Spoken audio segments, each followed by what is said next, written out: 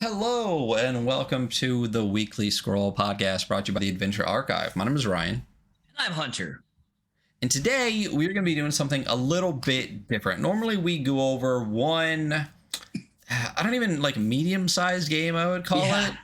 Yeah, it's like hard because 50. there are games out there we went over Lancer once and that was several hundred pages. And after that, we were like, we're not going to do that again. But medium games, I think medium games is fine.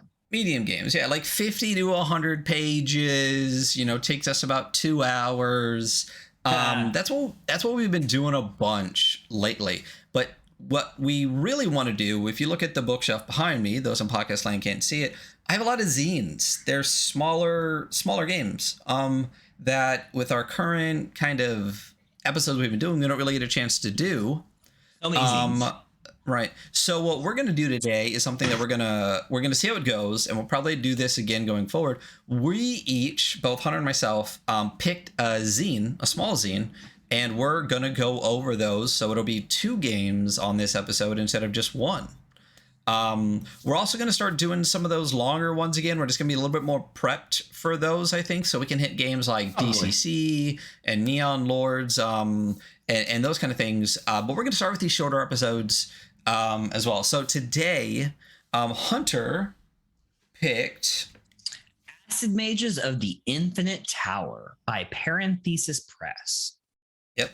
And I picked DURF by Emile Bovin. And it also lets me show off this for those that can't see it in podcast land. Let me actually kick to a different window here real quick. Every other episode of this show is like an iWizard unboxing or Seriously. reveal.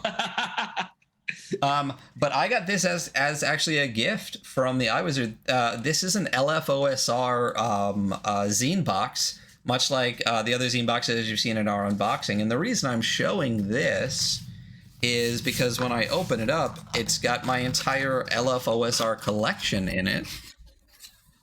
And this one right here on the top is DURF, the collected edition printed by LFOSR. So I get to show off the box as I show off the game. And this is a game that I'm going to be going over today. And it is a gorgeous little zine. And in the LFOSR, like if you've ever had one of their things, it's this gorgeous thick paper. You can see like the texture on it if you're watching. And it also comes with a stack of very nice thick textured paper character sheets that comes with it as well, and then a ton of stickers and stuff. So this is a game that I'll be going over today: DURF and Acid Mages. So 2 short zines. We'll see how this goes. I'm not sure how we're gonna because we're not gonna score these. We're not gonna do. So if you're listening, you're just along for the ride with us, baby. We have no idea what's going on. Yeah, because normally we, like I said, we post scores and we'll go over like a rating or review of each of the game. But these games are too short to really do our normal rating system. So we'll see what we do, and then we'll do it again maybe in the future. So, but to start it off, one thing that's usually consistent is Kickstart the Podcast.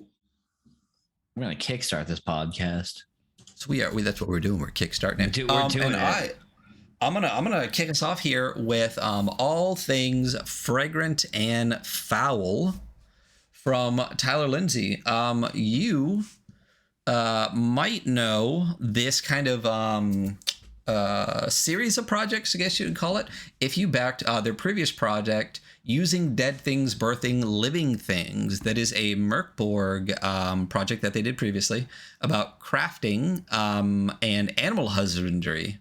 And it's a gorgeous looking book. And it also came with a sweet I remember us talking about this one. Yeah. So it came with a sweet box that you could put everything in. I'm scrolling down to that. I don't remember if they put a picture of it. Maybe not. But it looks very similar to the cover. So this is, I think, basically part 2.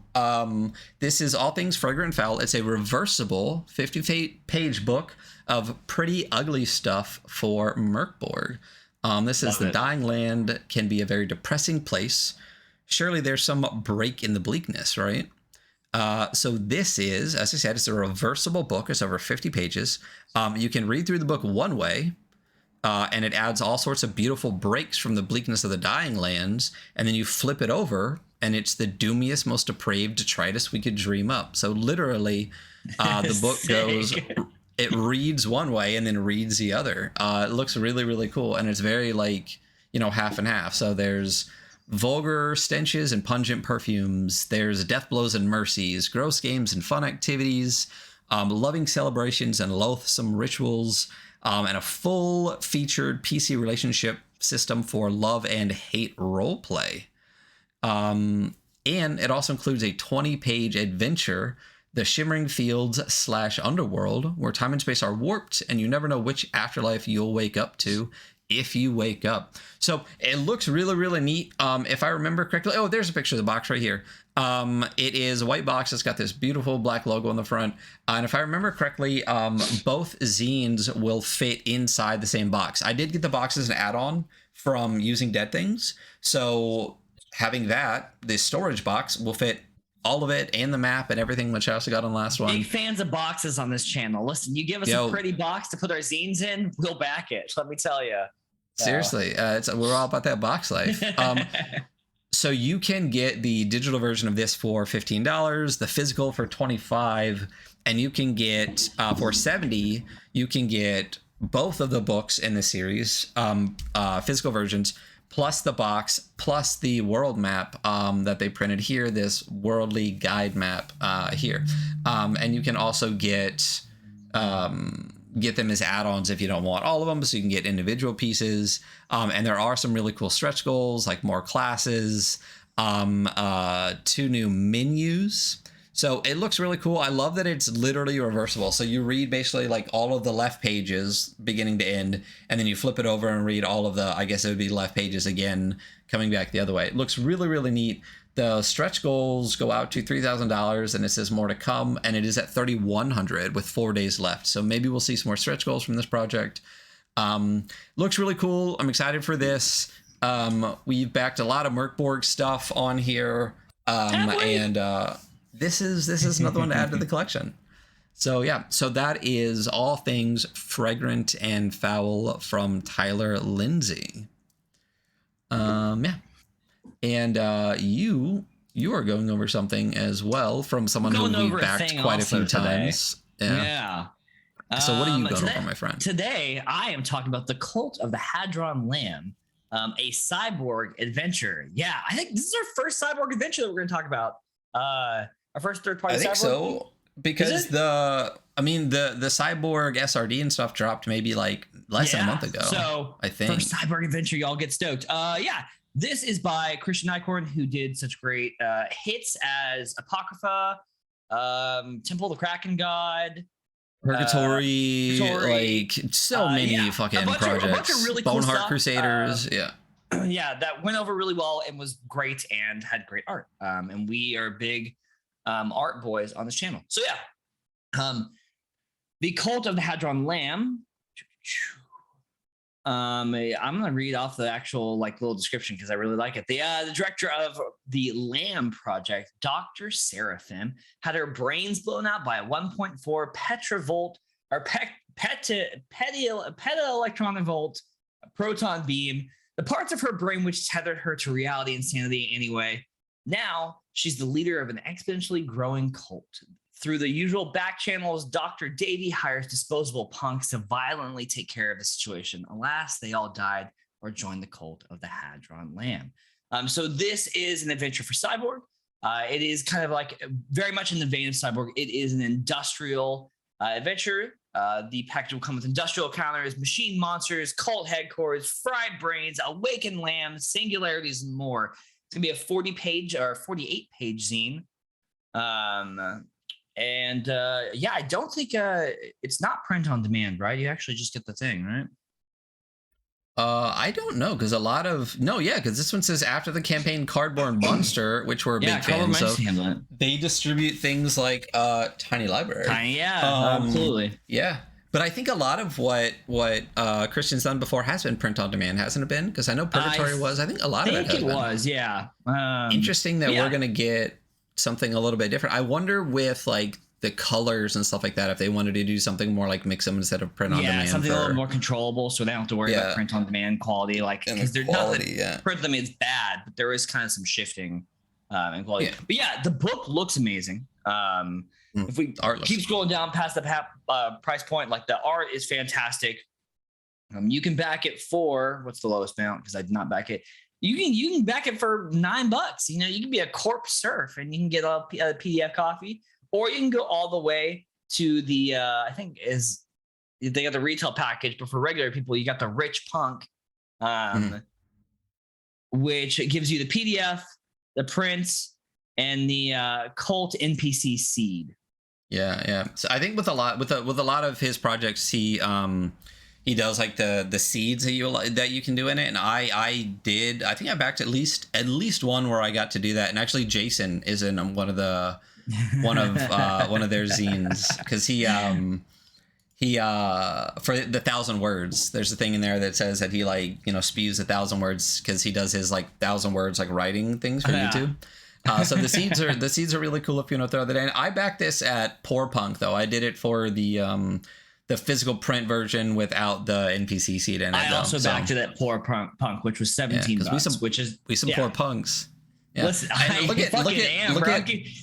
we just took a huge, we had a 2-month break from Kickstarters, and now I'm like, oh, here we go again. Yep, and now a bunch of them popped out again. What's great is look at that euro to dollar. It's very close now. It's much more forgiving than it was last year. You know, yeah. I'm glad to see that everyone's doing poorly now. So. Yep. The pound is still a little bit much for projects. I mean, but if the euro, the Canadian dollar, and the Australian dollar is all roughly at ours or less, I'll take the occasional British one that's a little bit more expensive.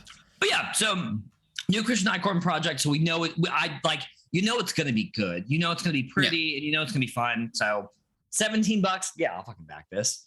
Yeah, fuck yeah. I would have backed it for 30. Don't tell them that, but Yeah. It was said $30 for $30 for a physical and digital. I would sure, yeah, I'll fucking do it. I really think there's only one of his projects I didn't back, and I think it's one of those ones I meant to at the end and completely forgot, and then just didn't. So now I'm just gonna have to find. I think it's Boneheart Crusaders. So I'm gonna have to find that so I can finish out the entire Christian Icorn collection. Especially now that he's moving into Cyborg stuff. I'm really excited to see a lot of the Mercboard creators. Yeah, I'm interested to see everyone's takes on industrial dystopian punk. Yeah. I'm really excited to see a lot of Cyborg and Death in Space adventures. Yes, we're all moving to what I want to do now. I'm done. Space stuff. Yes, space and dystopian future shit. I've been so on. So yeah. I think this feels like the summer of space for a lot of projects. So let's do it. And I know Cyborg isn't technically space, but I'm still gonna lump it into sci-fi. Yeah. Summer sci-fi. We're getting new Alien. We're getting Cyborg. We're getting Death in Space. We're getting Mothership 1E. This is the summer of sci-fi and space. It's funny because half that stuff's coming out in September though. So yeah, it's the summer of waiting for sci-fi. Summer of waiting, yeah. Until then, you can check out our Death in Space actual plays over on the Adventure Archive. Subscribe to our YouTube. My copy of Death in Space is at my mom's house, so woo! I actually put my Death in Space box, actual stuff, into the Death in Space iWizard box. That's this one right here. For those of podcast and you can't see, I'm pointing to it. It's got the lines on the edge there. So. Actually putting some of my boxes to use instead of just display, they back do here. Work really well for display though. So yeah, they're great for display. The ones right behind me right here. So anyway, the last one I'm going to talk about today is Die, the role-playing game. This is a tabletop role-playing game based on the Die comic, created by Kieran Gillen and Stephanie Hans, and produced by the makers of Spire and Heart. So I've never read the Die comic. I haven't either. It looks fun. I'm going to now. Holy shit, is the art fucking gorgeous. First of all, though, Rowan, Rook, and Deckard are the people that are putting this out. They did Heart, Spire, Honey Heist, like Grant Howitt, all that kind of stuff. So Heart and Spire are another one of those ones that I want to do. It's a little bit longer because it's a little bit dense. I don't know if that's going to be a 2-parter or we'll just have to do like a breezy 1-parter. But I want to play Spire and Heart so fucking bad. The books are so incredibly well done. They're absolutely gorgeous. I think I'm still waiting actually for a Kickstarter to get a bunch of the physical books for that. I think they're in print right now, but they make amazing games. So as soon as I saw Rowan Rook and Deckard, I was like, oh, I gotta check this out. And then I saw the art, and it looks absolutely stunning. So yeah. The breakdown: you and your friends are dragged into a treacherous fantasy world made from your own fears, doubts, and desires. There's only one way to escape, but with limitless adventure within your grasp, would you even want to? This gives me a little bit of just a smidge of a oh god, what is that anime? No Game No Life. Kind of. Did you ever see No Game No Life? Why No Game No Life? Because these two like really great gamers get like sucked into a fantasy world of gaming. I guess this kind of reminds me of that a little bit. That's exactly what it is. I just thought like, oh, they're playing games against each other. So, but yeah, you're right. They do get sucked into a fantasy world. Yeah. But obviously this is a little bit more so than that. I love that it says the comic is often called Goth Jumanji, which sounds amazing. I would play the fuck out of Goth Jumanji. I'm reading their wiki page for the actual comic book right now, and I'm like, yeah, that makes sense, you know? Yeah, just look at, and I feel bad for anyone not actually watching this. If you're only listening, go to the Die role-playing game page. Us, you fucking nerd, get on YouTube. Oh my god, yeah, and subscribe to us. But look at the art for some of this; it's absolutely fucking stunning. Really is very stunning. Yeah. And it might be art pulled directly from the comic book because I'm looking through some stills right now. Well, I think the artists are like part of the project as well, so they're doing like the cover for it and things like that. Yeah, perfectly in line with all the comic book art that I'm seeing. Yeah, it looks not the same amazing. Pieces, but like, So in Die, you play a group of authentically flawed people from the real world who gather together to play an RPG and are dragged into a fantasy realm. Yeah. They then have to find their way home or not. So you literally begin as players of this game and you create unique real world personas. And then your obsessions are mined and externalized when on their involuntary adventure in the world of Die.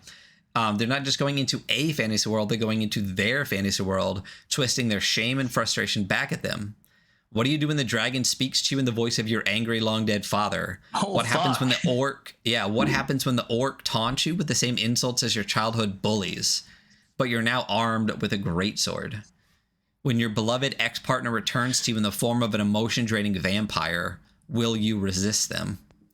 So you make your own version of the iconic characters of the comic, each of whom is a weird riff on the classic RPG classes. So you have dictators who manipulate emotions and horrific magical words, fools who are swashbucklers that rush into danger. You got emotion knights that are warriors who feed on one sacred emotion, neos who are techno-magical rogues, godbinders who are clerics who bargain with the pantheons of gods to get the best possible rates on their miracles. And then masters are the game masters. So it's 6 classes, step-by-step process to build a group of these flawed people. And yeah, absolutely gorgeous art all the way through. This just sounds cool as fuck. Like, make fucked up characters. Make fucked up characters and then create a world that uses their fucked upness against them. Like, it looks amazing. So yeah, it does go through the mechanics on here. We're not going to dig through that. Go check out the page. The project is obviously super funded at this point. It's at like $270,000 out of a $36,000 goal, and it's got almost 3,000 backers and 26 days to go. So you think it's gonna make it? I don't know, maybe. So I do think that they funded every single one of their stretch goals so far, or darn close to it. So it's more art. It's more, more scenarios. They have all the way up to stretch goals all the way up to 300,000. So yeah, they're obviously going to hit that. But go check this out again. Now I'm gonna read the die comic. It looks amazing. Rowan, Rook, and Deckard make amazing projects, and the art and mechanics on this look fucking amazing. So, Die, the role playing game, 26 days left to go. Check it out. And that is our Kickstart the Podcast for today. All things Further and Foul, the Cult of the Hadron Lamb, and Die, the role playing game. So, are you ready to get into our first episode of? No. Episode's over. However, this is going to go. All right. Yeah. See y'all. All right. Bye, everybody. Good show. It was a good show. It was a good show. All right. Yes, I am ready, dude. Let's talk. Let's fucking do some psychedelics. Let's learn some arcane secrets, and let's transcend our current forms. You know? Yes.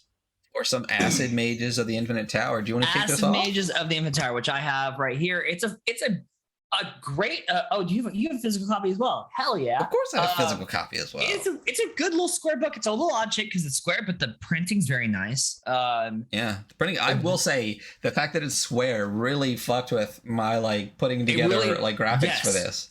Yeah. Fucked with its place on my bookshelf. So yeah. But you know what? Good for it. You know, baby, be unique. It's not like this company fucking. I will say that as we begin this, Ryan and I've had a really hard time finding this anything from this company. But so go. Yeah, because I think I don't even think the if you go on the back of the book it says parenthesis.itch.io. I don't think there's anything there. Blank. Yeah, it's there, but it's just there's nothing on it. So. You want this game? Too fucking bad. Too fucking bad. Yeah, it had a really, really small run on Exalted Funeral, and then that was about fucking it, right? I'm surprised that they don't just I would, if I was them, I would just have the PDF up everywhere. PDF reads really well. You can still sell it for $15 or whatever. But yeah, so Acid Mages of the Infinite Tower. This is a game about you are an acid mage that uses psychedelics to enter a transcendent realm and gain magic power, and then you adventure through the Infinite Tower, looking for your grail, which is your purpose, a secret, an arcane treasure, or something that you witnessed the first time you ever took your psychedelics and entered this magic realm. So we got first here. First page, we have this mage standing in almost in this bleak desert in front of this gigantic monolith, which I can assume is the tower. In a tower that stretches beyond the top of the sky, crossing every world that is, was, or will be, the acid mages seek the mystic secrets of the multiverse. Wielding astral powers, the acid mages travel the endless plains, searching for the secrets to their personal grail, a cosmic truth leading to ever greater paths. What calls you? And I like that going in, this is a very, very simple game. There's not a lot going on here. I think it's 17 pages, but they you create a character, has a goal. And this is going to be the worst page that we look at. It sucks because it's a cool page. The art is very cool, but holy shit, bro, is this not brutal to read? It's impossible. It's impossible to fucking really read. Hard to read. I get decipher it I'm. Yeah, and I can't even highlight sections of it to yeah. So let me read it to you, Ryan. So you don't have to strain your eyes. Fucking hold on. Yeah. So beginning your game. Obviously, this game you play with your friends. There's two different positions, right? You have your game master, which in this is called the tower. They narrate the story and provide challenges, and then everyone else is an acid mage. Wandering the endless plains in search of mystic secrets. To play this game, you're going to need a number of dice, obviously, ranging from 4 to 12. There are a couple of instances where I think you would need a D20, so you kind of need a full range of dice to play with to play this game. I'm not going to go through what each of these look like because if you're listening to this show, you probably have a fairly decent idea. I don't know. What's a 6-sided dice look like? Yeah, it's a dice with 6 sides, man. Yeah, there we go. Perfect. Yeah, moving on to the character creation summary. Another like really cool piece of art on the back of this page is like weird sun and moon cycle wheel. I very much like that piece of art. Actually, I kind of want to find it and have it. But for character creation, it's these 4 steps, and we love when they lay out character creation with steps. It's amazing. Number the steps, baby. Yeah.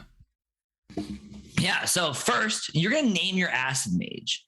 Names of the oldest magic. It keeps sounding like you say ass mage. I'm just throwing it out there. You're gonna name your ass mage, bro. Yeah, what's name up, bro? I'm big dumpy Blunky, the ass wizard. It's the opposite of the eye wizard. I'm the ass wizard. The ass wizard, yeah.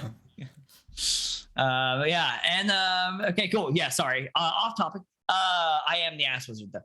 2, you're going to choose 2 command and 2 loci to master. These are areas of magical expertise that allow you to reroll when casting. 3, you're going to purchase 20 points of astral prisms, which are what you use to cast your spells, your astral prisms, right? And then 4, you're going to identify your grail, which is what you like, what you're looking for, why you wander, what like the secret you're looking for. Moving forward on names. I'm going to say this, like so many of these pages, they're just like, except that one, they're just so nice to look at. Like this page is fantastic. I love this blue, like very like galactic background with this white text. Yeah, it's gorgeous. Yes, it's a beautiful page. And a lot of them are very, very beautiful. Cool. Names. I fucking love their naming mechanic. I actually think it's a lot of fun. I think that if you sat down with your party and you guys just make up wizard names, you absolutely could. But I do think there's a lot of fun to be had in how they do names. So your acid mage, you're going to roll a d10 for the pattern of your acid mage's name. Oh, actually, Ryan, you want to roll a d10 first, bud? I will absolutely roll a d10. And then you're going to roll a d10, and it's going to tell you the pattern of the name. This is not the acid mage's birth name. Rather, they are chosen by the acid mage following their first astral journey, making a transition to their new life and providing a sense of who they are to others or who they wish to perceive themselves to be. Choosing a mage name also protects one from powerful magic that uses one's true name to affect them on a metaphysical level. We all know we have to protect our true name. So, I got number 5. Number 5. So we have talisman, lord, lady, liege, and then moniker. So number 5, and we're going to put it together on this next page. Okay. Moniker creation. Yeah. So we're going to roll a couple of different things. You're going to roll D4 plus 2 for the number of phononyms in your acid mage's moniker. Okay. It's going to alternate between vowels and consonants. Okay. Now, wait a minute. Oh, that's for the moniker. I do talisman first, though, right? Because I'm talisman. You were talisman, lady, liege, moniker. Yeah, we could do talisman first. So D6 for talisman. I got number 3. So I'm scroll. It says lady, liege. Oh, I'm scroll lord. Yeah, you're scroll lord. And then you can just put together basically a bunch of consonants and vowels to make a weird sounding name. Okay, so 2d4 plus 2. So 2d4s. I got a 1 and a 4. So it says, what did it say? Alternate vowel consonant? Yeah. Yeah, 2D, so D2. So what'd you roll for the 2d4 or is it the d4 plus 2? I got 2d4 plus 2 would have given me... No, it's 1d4 plus 2. Sorry. Oh, d4 plus 2. So I just got 1 plus 2, so 3. So you have 3 different either like vowels or consonants. Probably a consonant, vowel, consonant. Oh, okay. So then I roll... So I'll roll a d8, a d9, and a d8. Is that what it is? D10. So I got... 2 d10s and a d8 if you're doing 2 consonants and 1 vowel. So my vowel is 3, so I got an I sound, and then my consonants. So I'll do 2d10. I got a 10 and a 4. Oh, so it only goes up to 9. Well, no, it's zero is 10. Oh, so T-I Titch. You are the Scroll Lord Titch. The Scroll Lord Titch. Is that a C? Yeah. Scroll Lord Titch. That is me. I'm Titch, Scroll Lord. Hell yeah. So yeah, I think they're really fun. There's also like elemental ones, and you could be like the moniker of the adjective element. You could be the, grave of the like metal sky or whatever. I just think the name's really cool. It's dope. And also, like, as we get deeper in and you're picking your like what spells you focus on and the loci that you focus on, you can work those into your moniker or to your name, to where it's like, yeah, I specialize in X type of magic, and so it's gonna give you can add that to your name. Point being, I just thought it was a lot of fun. It's a little more complicated than the naming systems, but the fact that you just build a word through consonants and vowels, I just like really enjoyed that. That's super clever. I really like that a lot. Yeah, and I tried it a few times, and you always make a weird moniker, but it always kind of works, So yeah, moving on to the octagram of command. Acid Mages of the Infinite Tower uses a very unique magic system. And by unique, I mean maybe one of my favorite magic systems I've ever come across, because it's a very, very untethered like rules. It works a lot like how we all would imagine magic would work. These are your spells. All along the octagram of command are your spells. They all have a direct opposite. So Veil has Reveal, Destroy has Create, Summon has Banish, Alter has Ward. These spells oppose one each other on this octagram spectrum. And we'll keep going. On Mastering the Ancient Mysteries. Eons ago, the Ancient Ones identified the essential principles of magic in the 8 arcane utterances from their language, arranged into what every acid mage recognizes as the octagram of command. 4 opposed pairs of magical commands define the fundamental actions that any spell can perform. So like I said, Summon has Banish, Reveal and Veil, Create, Destroy, Alter, and Ward. All spells consist of one of the 8 commands paired with a locus or target. A valid locus is a specific substance, object, or concept. If one wishes to ignite a blazing conflagration, one uses the command to create the locus fire. Of course, magic is flexible. For example, an acid mage could also summon fire from another plane rather than ordering it into being ex nihilo. Every acid mage begins with mastery of 2 commands and 2 loci. Mastery of a command or locus permits one to re-roll an astral prism when used to cast a spell calling upon the mastered element and take the better result. So when you start, you pick 2 of those command words, right? Let's pick 2, Ryan. Pick 2 commands that you're specialized at. Banish and Destroy.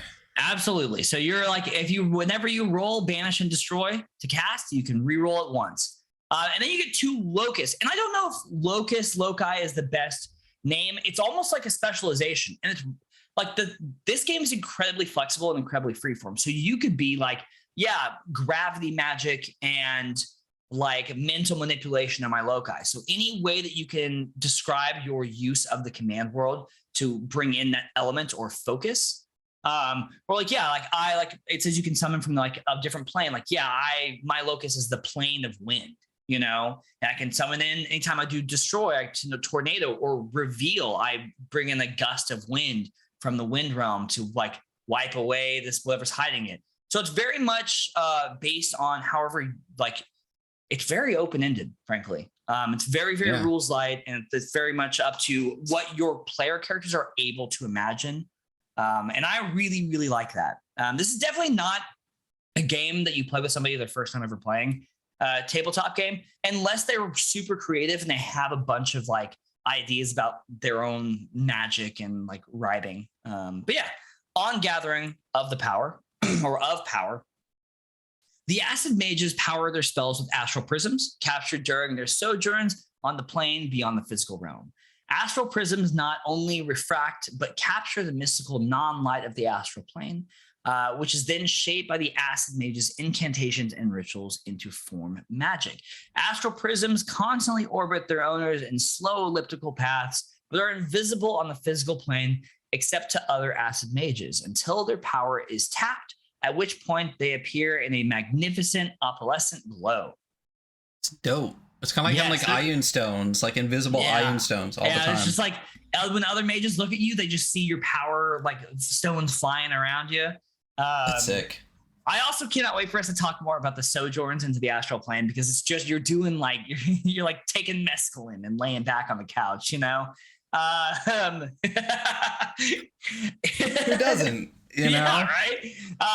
Your Acid Mages start with 20 points worth of astral prisms. An astral prism costs as many points as the number of sides of a die.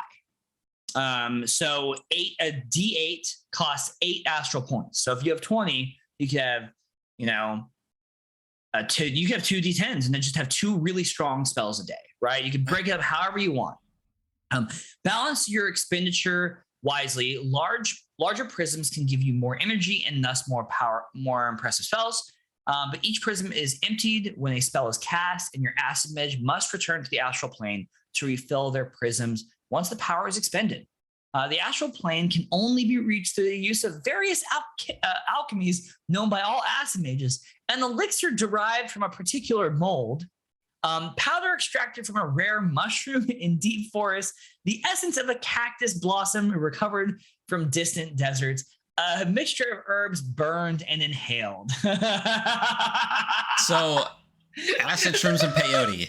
Like that's literally what they just described, right? Yeah, no, it's literally, yeah. So you have to really you have to lay back, maybe do some acid, take some shroom, do some peyote. Yeah, and you literally you were Acid Mages. You're Acid Mages. So, which is maybe the best part of this game. Well, I guess the question then at some point is existential. Is it, are you really casting spells? Or are you just tripping balls? You know? Oh no, man, you're still tripping. You've been sitting on the couch for 3 days, dude. What do you mean different planes? You know? Greg, why do you keep calling yourself the Scroll Lord? I access my astral prism and destroy it using the wind of just like the plane of air. Somebody. Yeah.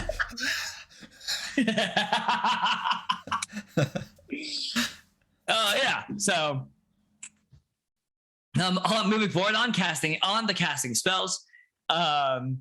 To cast a spell, declare to the tower, which is your game master, what you want to achieve, naming the command and locus for the spell.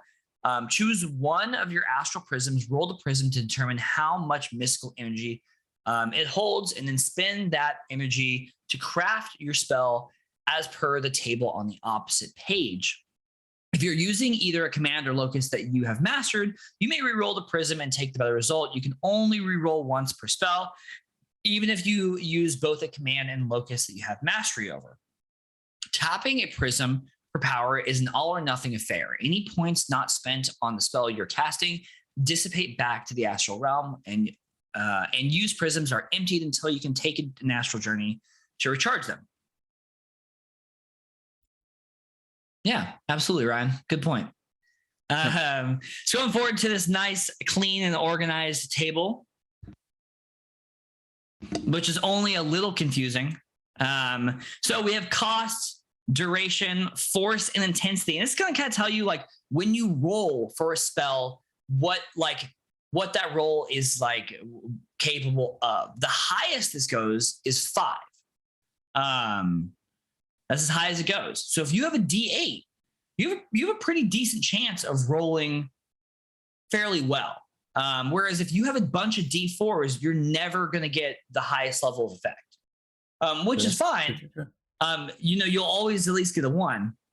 So, so for 0 cost spells, they're instantaneous. They have inconsequential effects, and any warding spell can cancel it. So any protection spell can cancel it. If you roll a 1, it persists until the Acid Mage's next action. And for all the spells from here, directly cancels points spent on warding spells placed on the target. Just pretty much an equal warding spell could cancel it out. 1 has a minor effect. 2 persists for a day, has notable effects. 3 persists for a month, has major effects. 4 persists for a season, fundamental effects. And 5 persists for a year and has impossible effects, god level magic. So very stripped down, very simple. Not a lot of, if you roll a fucking 5, man, you could change the world. Time is measured locally. The flow of time varies from plane to plane. So leaving a plane and returning is one subjective hour, may result in more or less than an hour elapsing on the plane. When in doubt, the tower determines whether a spell cast on the plane is still in effect when an acid mage returns from elsewhere. You can also see the section on commands and intensity below for the types of effects each command can accomplish.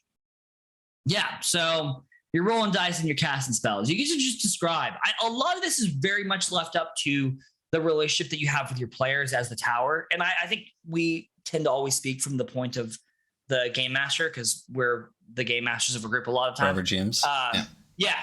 And if you have a group where you guys want to have a collaborative, creative experience and you're not really worried about crunch or rules, like this is a lot of fun and you can do a lot of weird shit. And you can also listen to your player characters talk about doing acid. Nothing wrong with that. On commands and intensity, another very pretty page. It's a little hard to read. I think we know what our one critique of the game is. Yeah, oh, absolutely. When crafting a spell, the tower is the final authority on the cost required to complete it. In practical terms, the column of the casting table in need of most adjudication is the intensity column because its effects are relative rather than fixed. Totally makes sense. What constitutes a minor or notable effect relies on the situation at hand. One does not consider the ability to conjure a canteen full of water significant until one is in the desert, for instance. Thus, for example, summoning a goat to a desolate salt flat where it can be used for food, milk, or a beast of burden in the absence of such native creatures is more useful than summoning one in a verdant farmland where such creatures may already be common. So the tower should price the spell accordingly. I like the relativity. I really do like that mentality. I really do. It keeps it very variable. Like a spell can cost you can cast the same spell in 2 different places and based on where you are, it might cost you more or less. Which kind of like I'm thinking back to old school D&D and like planar travel, maybe not old school, but like 3.5 and planar travel. And like how on certain planes, like it costs you a lot more to cast certain things, you were far away from your god, you weren't near a point of magic, or it just affected you. If an acid mage declares a spell and then does not achieve sufficient power on their astral prism roll to craft the desired effect, they have 3 options. They can declare a lesser effect with the available energy. They can tap an additional astral prism for more energy, so you can spend 2 this roll.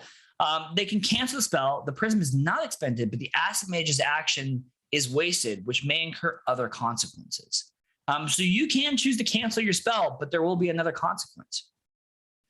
The categories for the intensity column thus follow a sliding scale. Insignificant.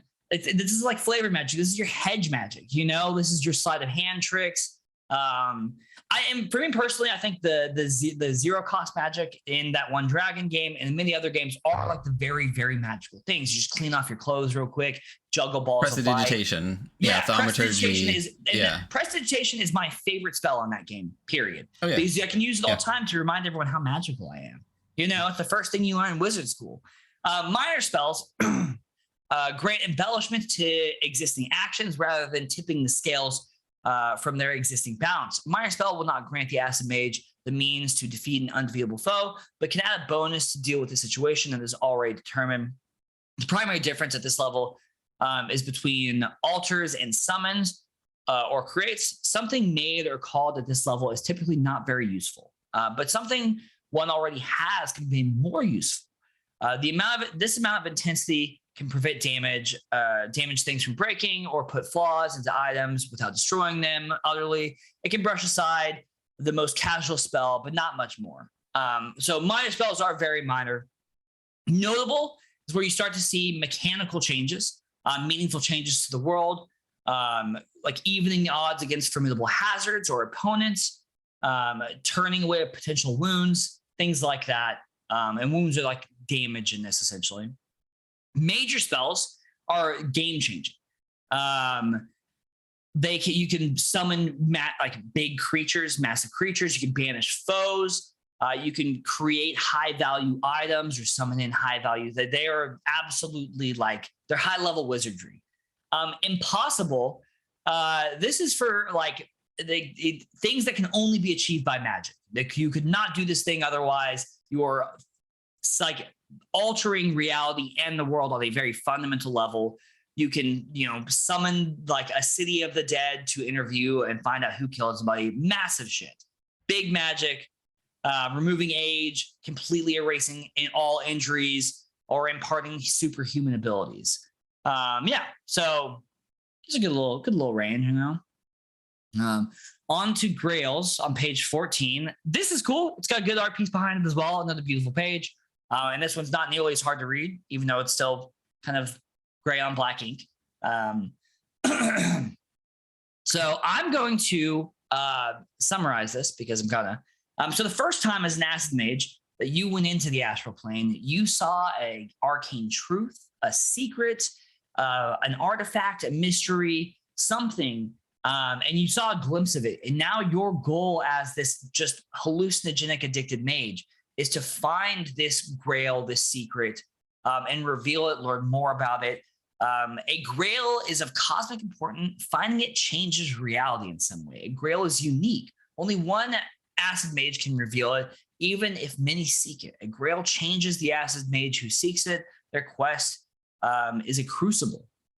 So you go on this journey that like truly alters your mage to find this grail. And when you find it, it's not necessarily the end of the game. It might actually just reveal the next grail and your character becomes this next thing. And I really fucking think that shit's fucking cool. I want to seek arcane truths through an infinite tower of shifting doors, That'd be dope. It would be really, really cool. So that's, dude, we're like cruising through this because there's not a lot to this game, and I don't think it's a bad thing. Like I really do like how light it is. It's great.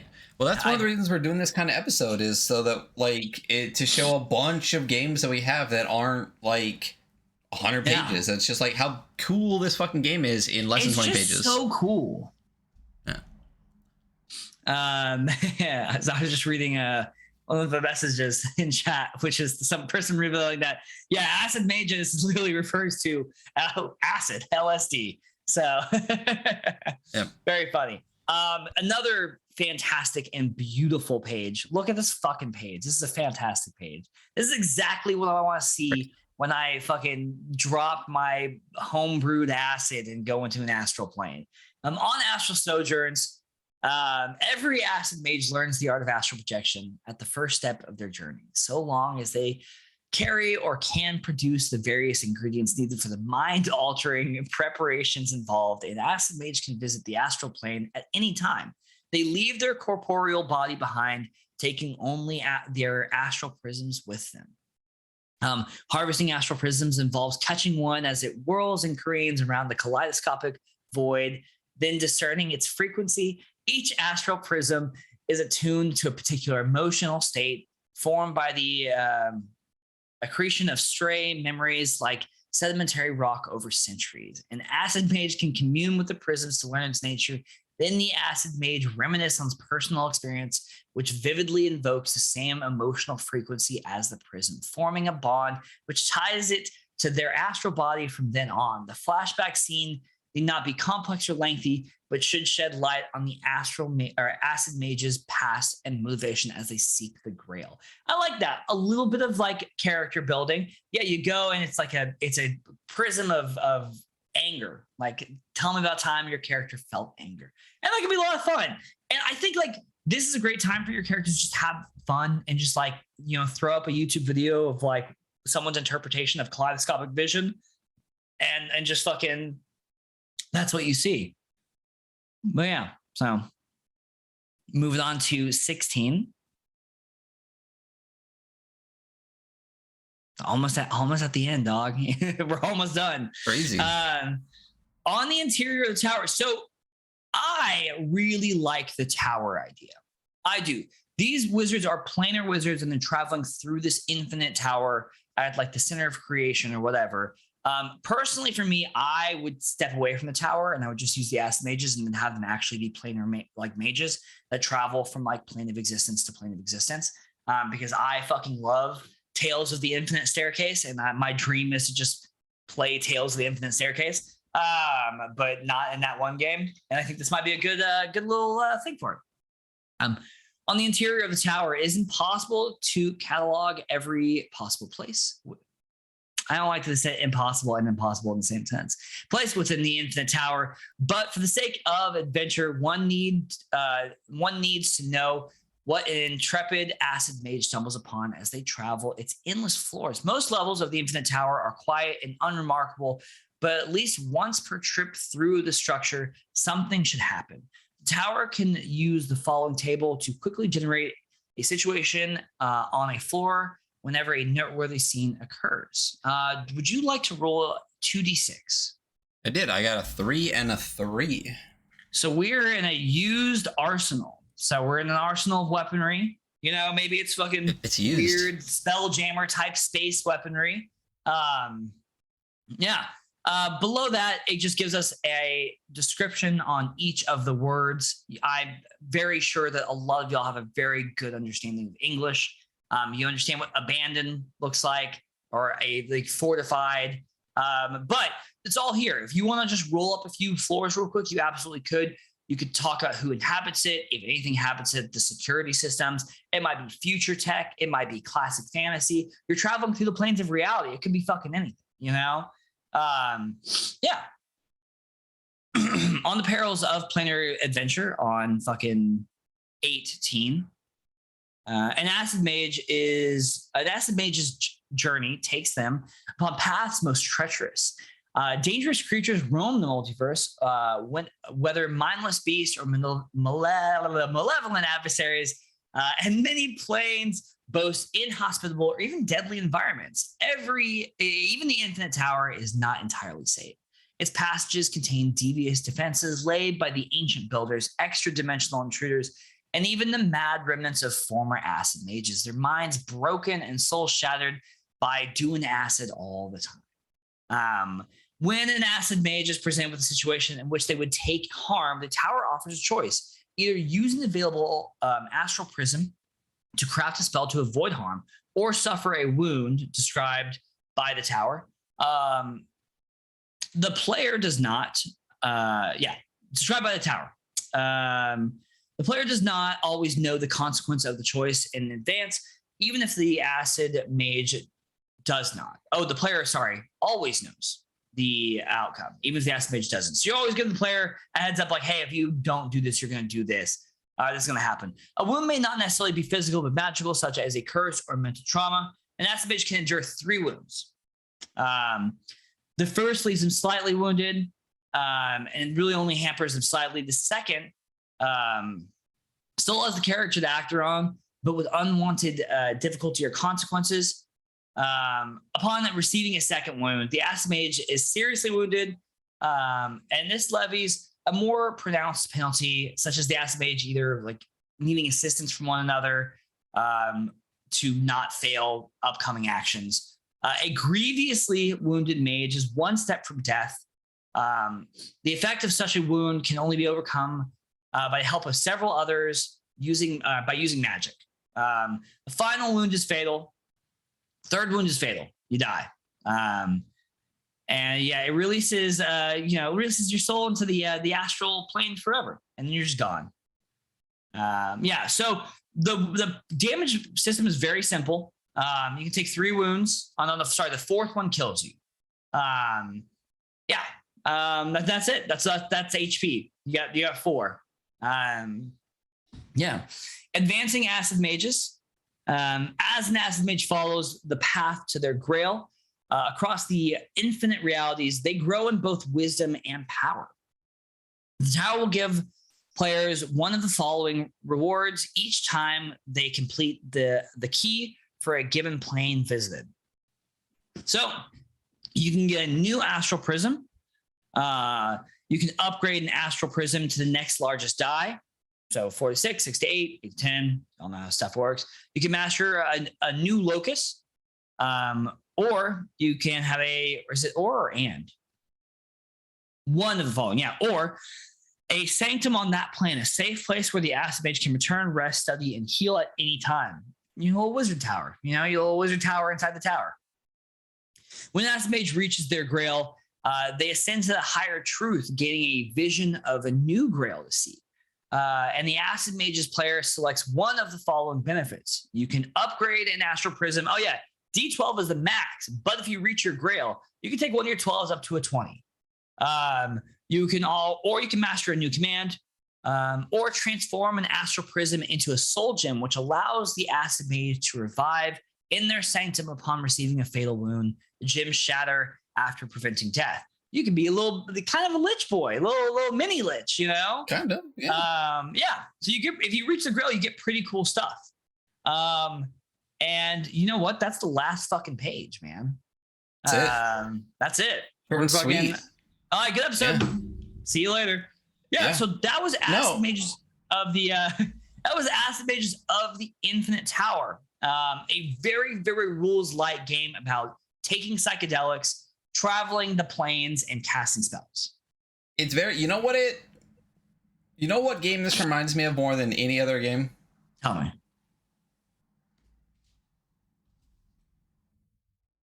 Oh, yes, definitely. Well, it's that very like psychedelic prog rock kind of vibe, you know? Yeah. I pointed to our iWizard Necronalis box. As we were reading it, 100% this feels like the emergent storytelling kind of trippy, moving through stuff. Like it reminds me of Necronalis like a whole lot, like almost like a rules light, already of a rules light, just acid instead of like being like a death cloud, basically. Yeah. So this looks really fun. We should play this. We should add this to the list. I think there's a couple things that would change about it.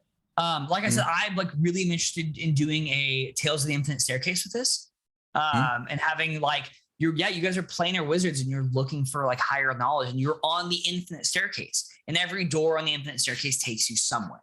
One thing I really like about this is that the magic is so simple, it's so hackable. There's 8 spells and they all oppose each other. So if you want to add more magic, all you need to do is add spell pairs, oppose each other, and you're there. But like, it's very, very variable. Like how you could describe your spells is very amazingly open-ended. And I really like the freedom. Like I always play spellcaster. Always. I always do. I love playing spellcaster. That's what I do. I think it's a symptom of being a game master is that you like the ability to shift the rules around yourself, even when you're a player. Like I hate spell slots. I just don't like, I like them in the game, but they don't make, if you think about magic, if you sit down and read a Wizard of Earthsea, Ged is not worried about how many spell slots he has that day. He's worried about like the balance when he uses magic or something that's a little bit less like, but I understand it to a point because it's basically like you have a finite amount of magical energy you can use in a day before you spend. That's not that's not what I dislike. I dislike how boxed in magic is and all systems. This is no, destroy, interpret, destroy. Interpret, veil, interpret, summon, like interpret it how free you form. want. Which again in the dragon game, you read it as in like you're only allowed to do the things it says you're allowed to do. If it doesn't say you can do it, you can't do it. And it's very, like you just said, it's very boxing you in. It's very claustrophobic, but in a game like this, in Necronalis and stuff like that, the free form narrative aspect of it allows so much more freedom and magic, like you just said, feels more like that realistically. Like, I'm excited to go over games with different magic systems like DCC, where you literally roll for effect and like the spells are such a huge part of it. So I'm really curious to see other ones. I haven't read DCC, so we definitely should go over it soon. We'll go over it soon. But I love, like you just said, I love the magic system in this. This is definitely a highlight. I mean, the whole thing is basically just a description of the magic system. Pretty much. And that's great because if you have like, if you have like a little like idea for basic mechanics, like you could just tack it on here. If you want a little bit more of a crunchy tactile experience with your player characters, like maybe being a little bit more statted like a normal game, you absolutely could. And it's gonna be very easy to slide in very effortlessly. Yeah. But yeah. And I think we both agree the biggest critique we have of this is just it's very hard to read a lot of it. Yeah, there's a couple pages where it's like, I really appreciate the fact that they made a like less than 20 page zine and they're like, we're gonna have art on every single page. I really do appreciate that. And I think that was great. But the first page is it's the fucking first page of the rules, man. And it's fucking brutal to read. It's rough. It's rough. If it was just like a bolder font with like a brighter color, it'd be so much more readable. But Absolutely. It's a very thin serif font with like a black and white graphics behind it. Yeah. So and there's a couple other pages throughout that it's just like even a bolder font would have made it easier to read. Like even the second page, like a bolder font would have made it easier to read. So yeah. That's pretty minor critique for some company that made this and Skull Queens of what was the other one they made? I actually don't have that. I looked into it and I don't, which is upsetting. It's the Metal Queens of Skull Mountain. Yeah. So I have it. The True Cult Edition. Yeah, it would have been dope. So as we look at that, we are going to take a break between games, and when we come back, we're going to do DURF. And it's very DURF. When you see what Hunter picked and when you see what I picked as our first games to do this in, you'll get a very good grasp of the way that Hunter likes to play games, the way that I like to play games. And I didn't think I meant it to be this way, but it's I did kind of very contrasting. Yeah. So we'll be back in just a moment, and we will go over DURF. So see you in just a second.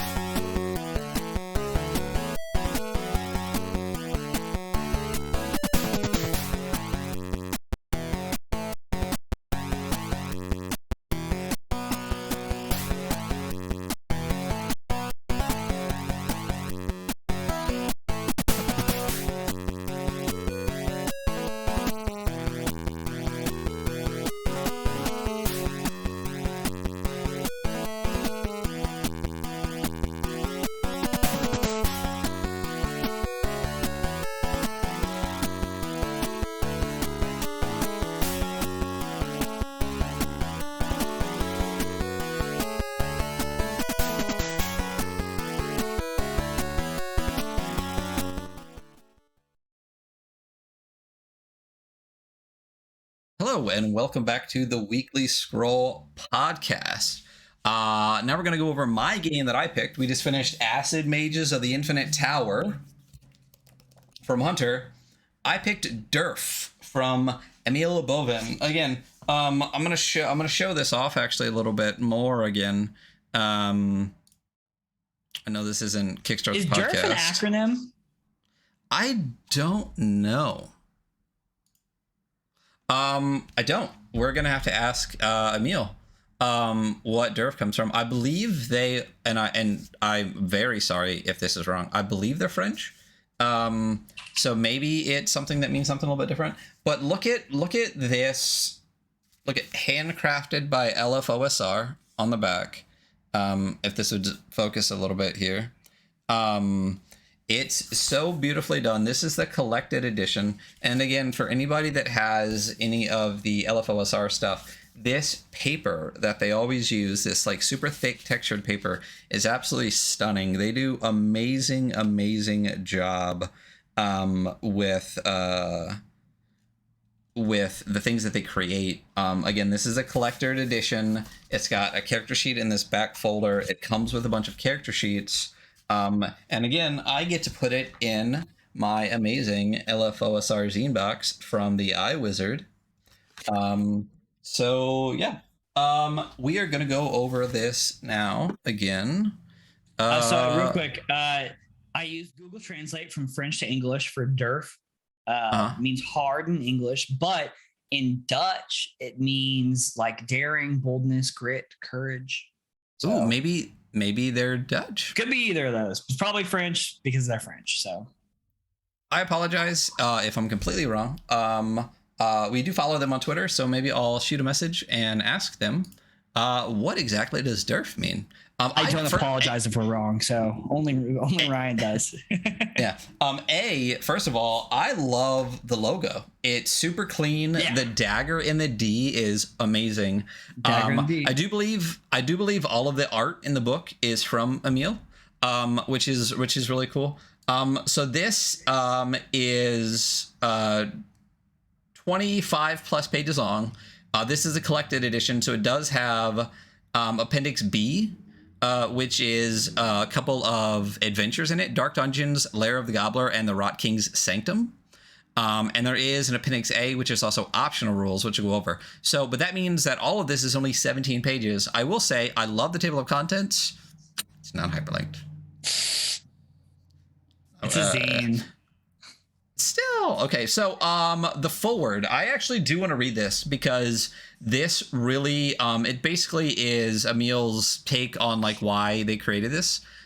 So I do want to go over this. It says, I created this game when I was looking for a simple OSR style system to play with my friends. I was searching for something easy to use, had some of the OSR elements I liked, like risky combat, simple stats, and prepping before an expedition, but also had some modern ideas: reduced bookkeeping, quick character generation, and a simple advantage system. I've read a bunch of games, both new and old, and while most delivered on a few or more of these elements, none ticked all the boxes I wanted. This is why I eventually started developing DURF. It wears its influence on its sleeve, and you won't hear me say that it is a masterclass in tabletop RPG design. It is a combination of ideas I like and borrowed from other systems, and some fresh takes from my end. Ultimately, it is a system I have a lot of fun running with my players, and I hope it can bring you the same joy. The system itself is fairly bare bones, and most of the items, spells, and monsters are left as suggestions for you to tinker with and add to. This is done deliberately, since I firmly believe that no system goes through the hands of its players or GMs without being altered and personalized in little ways. So go forth, enjoy, and make this your own.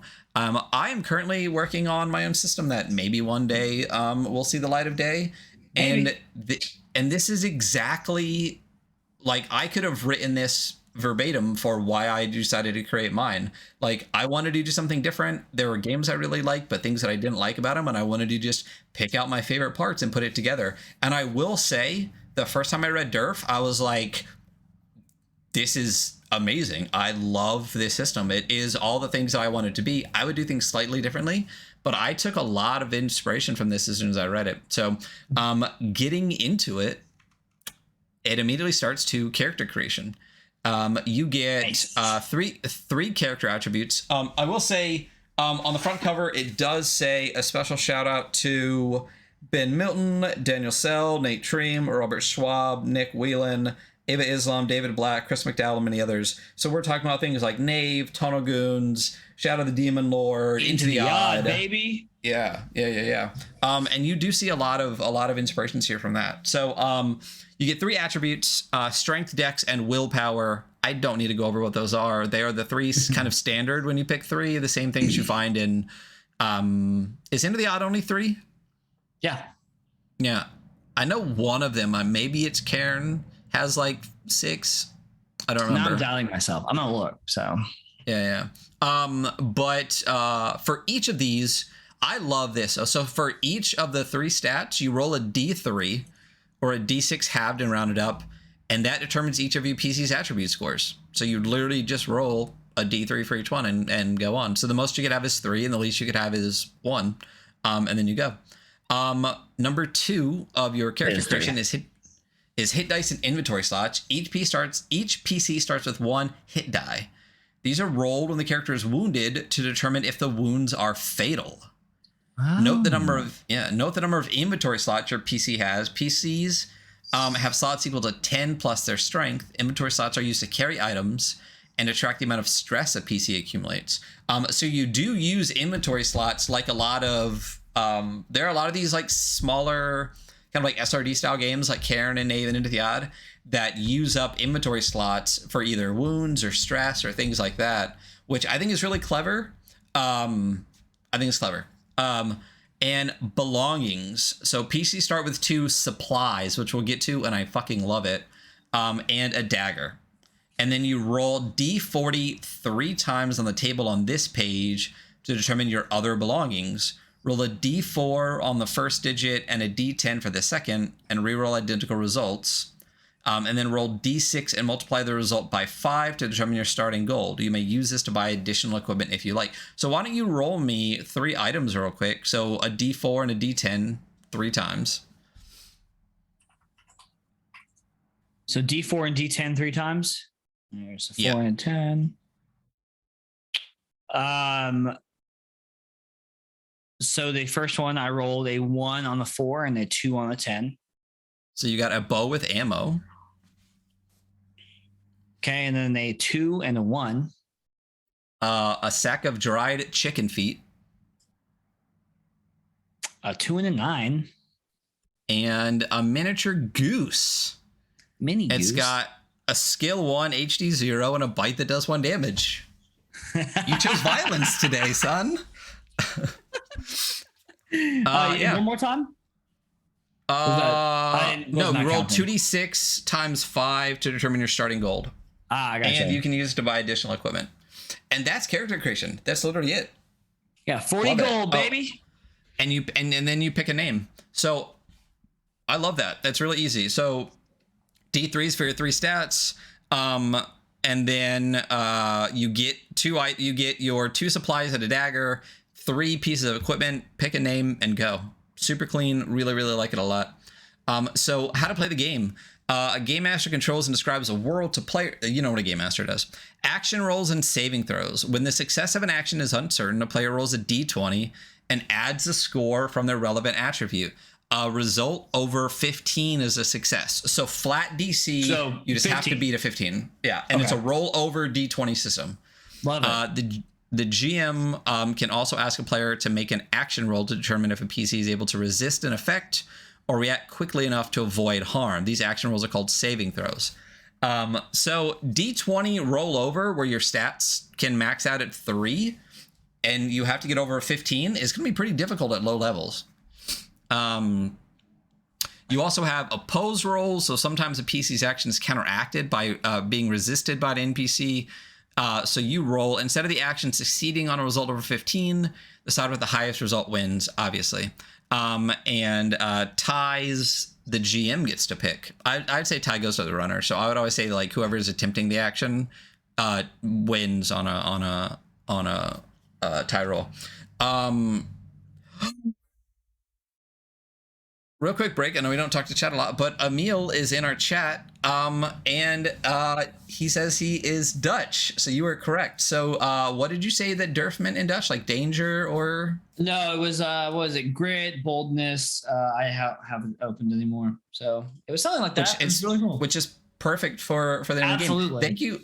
And thank you so much for stopping in chat. We absolutely love when the creators of the games show up in our chat. It's why we do this, really, to actually be able to say hi and meet some of the people who make some of our amazing games. So thank you so much for being here. We really appreciate it. Love this game, by the way. And there's the iWizard. I love our chat. Like, I love our chat. Like, this is amazing. Yeah. So buffs and breaks. Some situations can give a PC buffs or breaks in their action roll. These cancel each other out. For example, if PC has 2 buffs and a break, the break cancels out one of the buffs, but you still get to keep one. It doesn't completely cancel out. It just it's a math term I can't remember, where you cross out all the ones that match or whatever. What is that called?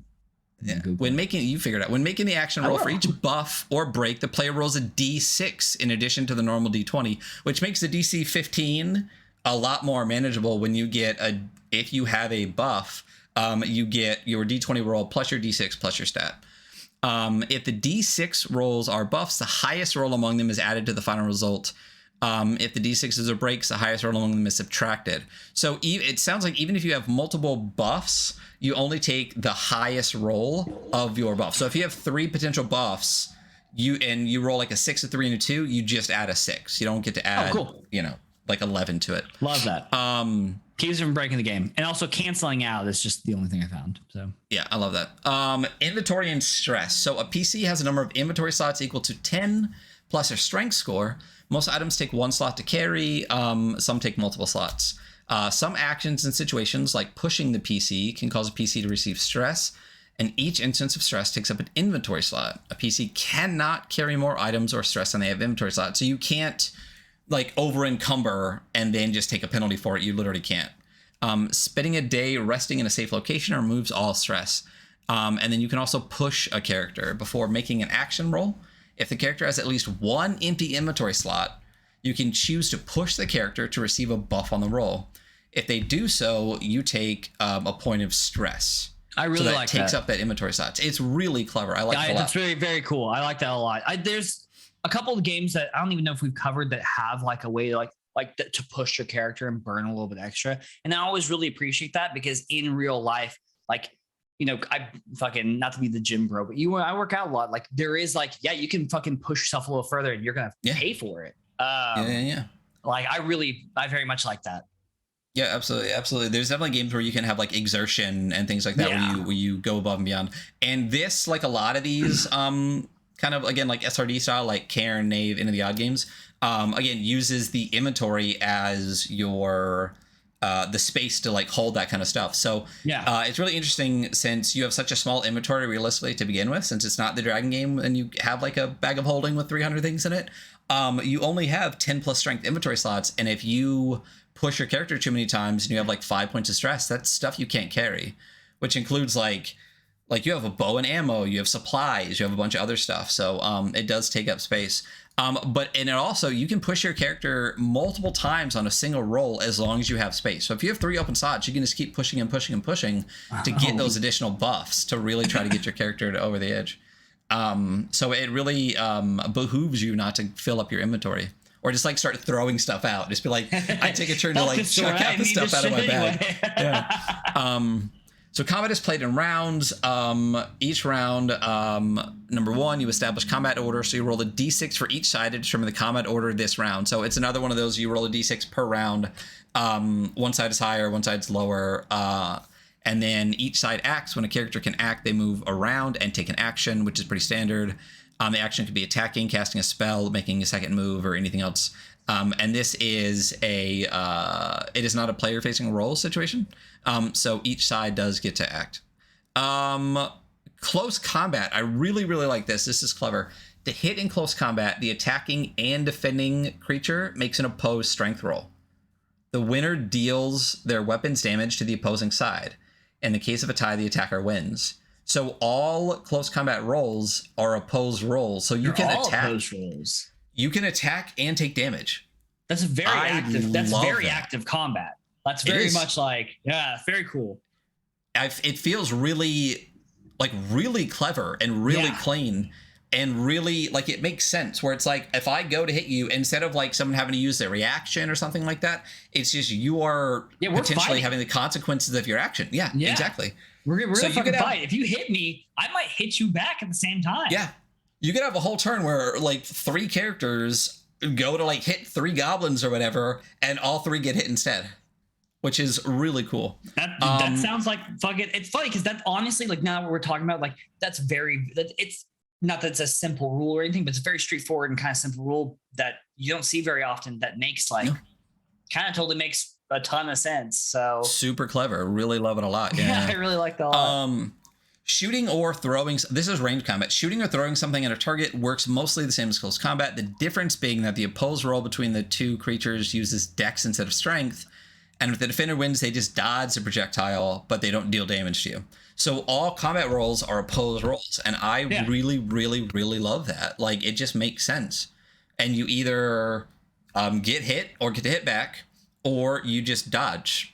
Or hit the person. Yeah, that's really cool. It's gonna. I could see that as really, especially when the enemies are acting. It's really gonna clean up like anyone at your table who.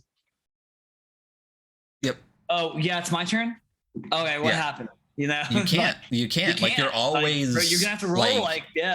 So. Yeah. Very cool. It's like I said. It's really clever. It's like it's one of my favorite parts. There's 2 of my favorite parts in the entire thing are these combat rolls and supplies.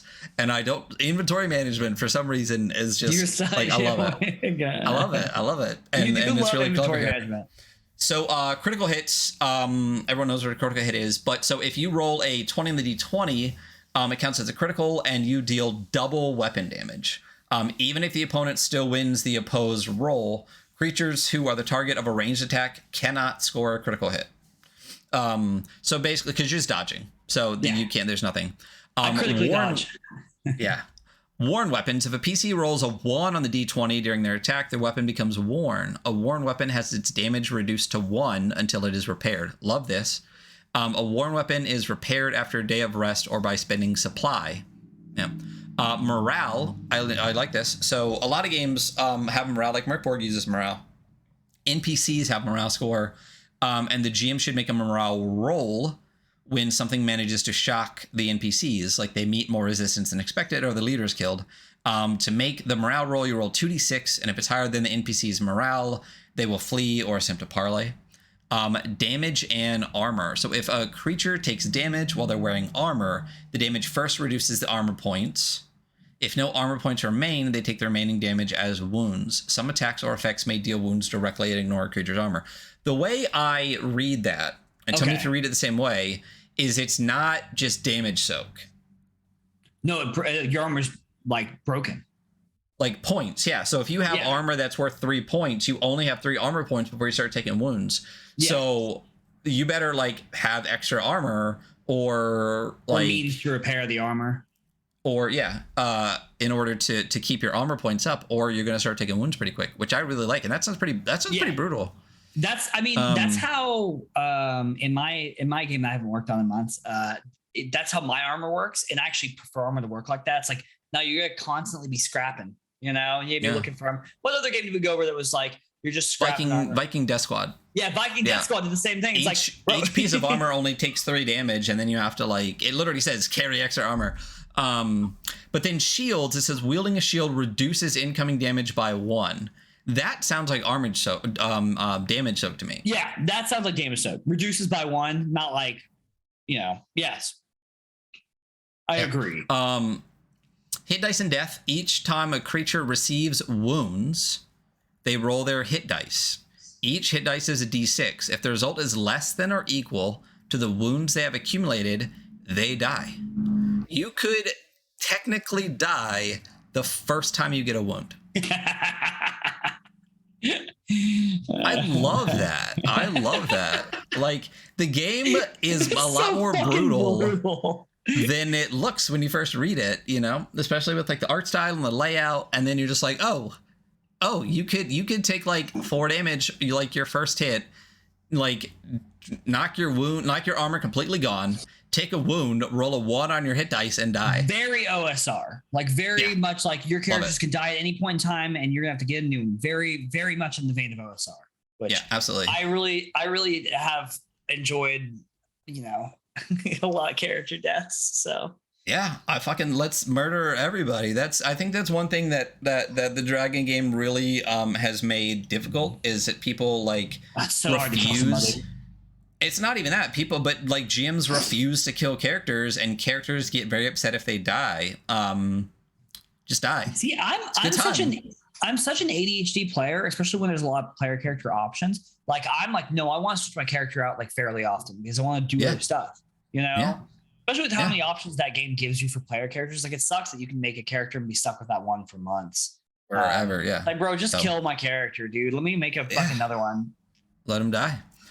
Rest and healing. Spending a day resting in a safe location heals all wounds, repairs armor, and restores worn weapons. If a PC wants to restore the weapon or armor during an expedition, they can do so by using supply. So you can use supplies in order to repair armor. So carry supplies with you to get some AP back after like an encounter during your expedition or whatever. So there is a lot of inventory and like kind of point management in this game, which I love, because again, the game that I'm kind of creating, like it uses this kind of thing where like the individual points and things that you do are really important. Again, like I was making my game, got pretty far, have read this, and there's a lot of very close similarities and things where I'm like, oh, I'm going to tweak it a little bit more like this because I love so many parts of this game. So time is tracked using 3 measurements: rounds, turns, and a watch. Rounds are 10 seconds, and it's a round. You know what a round is. A turn is 10 minutes. 10 minutes in-game, used while exploring an adventuring site. A turn is enough time for a party of PCs to search a dungeon room, pick a lock, or do any other significant activity. Each turn, the GM rolls a d6. On a result of a 1, an encounter occurs, and the GM rolls on a random encounter table to determine the nature of the encounter. I love that. Basically, every room has the potential for an encounter, and a turn isn't a turn in combat or something. It's an out-of-game turn. It's very I very much like that. Yeah. And then a watch is 4 hours in game, used when traveling the overworld. A watch is enough time for the party to travel out 6 miles, hunt for food, and explore an area. And each watch, the DM rolls a d6 to determine if a random encounter occurs. It's just, it's clever. It's easy. Like, I really like that. And I like, again, how this game is really about like emergent storytelling. Yeah. You're not and one of the things I love the most about OSR in general, or like, I don't even know what I read the article that Yokai Gal did for the NSR, talking about Cairn, and it's because there's a lot of people out there that say the OSR is basically like OSC, like it's a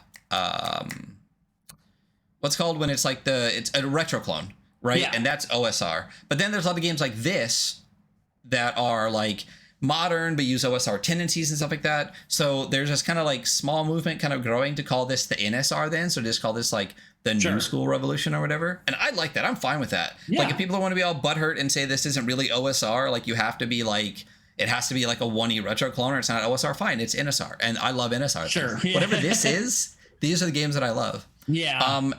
And this feels, and I love the idea that like the GM is not a storyteller. I didn't write up a narrative. I'm not just like running you through this story that I wrote. I'm not writing like, a module level. I have locations. I have random tables. So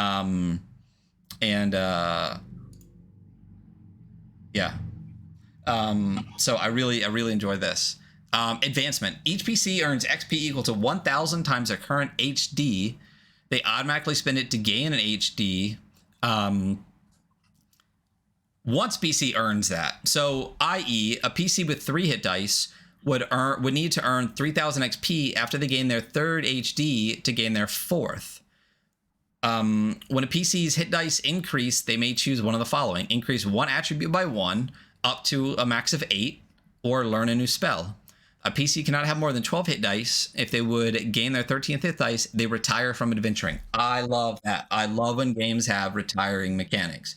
Like, you don't need to go to 20th level. You don't need to do this forever. Let your guy rest. He's done enough. This is just clever. I like it. I like how quickly you can just, not quickly, but the advancement seems clean. Again, everything about this is just like simple and clean. You're like, oh, this makes sense. Yeah. Rewarding XP at the end of each session, the GM rewards each character XP based on the gold value of the non-magical treasure they brought back safely. So this is a system where gold equals XP, which innately gives characters a reason to do what they're doing. A reason to adventure is to get gold. Like, go get rich. Games that use gold for XP innately have a built-in reason for doing what you're doing. Because I was actually talking about Jason the other day. Like, now that we've played a lot of Merkborg and stuff like that, I think one of the most difficult parts of Merkborg is really motivation. If you're really a character in the dying world and there's like a village that's missing a bunch of like kids or something, like, would you really care? You know? Or just be like, sucks to suck. Yeah, world sucks, man. Sucks. That's fucking, it's bad all over, brother. Yeah. You know, it's like, well, you're the third village full of missing kids I found this week, you know? So when you have gold for XP and the whole point is you adventure to get gold, it just innately builds it into the story. So yeah, I like that. So spell casting. To cast a spell, the caster must have at least one empty inventory slot to receive stress, one hand free, and must be able to speak. I like that. When a PC attempts to cast a spell, they must roll a will roll. A successful roll means the spell is cast and they take 1 stress. So you automatically take stress every time you cast a spell. If the PC fails the roll, the spell is not cast and the PC gains no stress, which is interesting. Instead of the opposite, where like it fails, you take stress, and if it succeeds, you don't. If you do successfully cast a spell, you take stress because you've spent magical energy. That makes sense. So you have to have inventory slots open. If the D20 result is a 1, you roll on the blunder table. If the PC takes a full turn for PC to cast a spell, they still receive stress, but do not have to make a will roll and automatically cast a spell successfully. Oh, I'm sorry. If a PC does that. So if that's all you do, you don't move, you don't do anything, you can cast a spell and not take stress. I rolled, just so you guys know, I rolled on the blunder table and I rolled a 5. Caster forgets the names of their companions. Awesome. That's just me all the time anyway. So thanks. What was your name? Yeah. NPC spellcasters. Whenever NPC attempts to cast a spell, the G makes a roll just like a PC would, but uses the NPC skill score instead of will. The X value of spells they cast is half their skill rounded down. NPCs don't receive stress and do not roll on the blunders table. Unless otherwise stated, NPC spellcasters can only cast each of their spells once each day. Wait, what the fuck? Is that an eye wizard?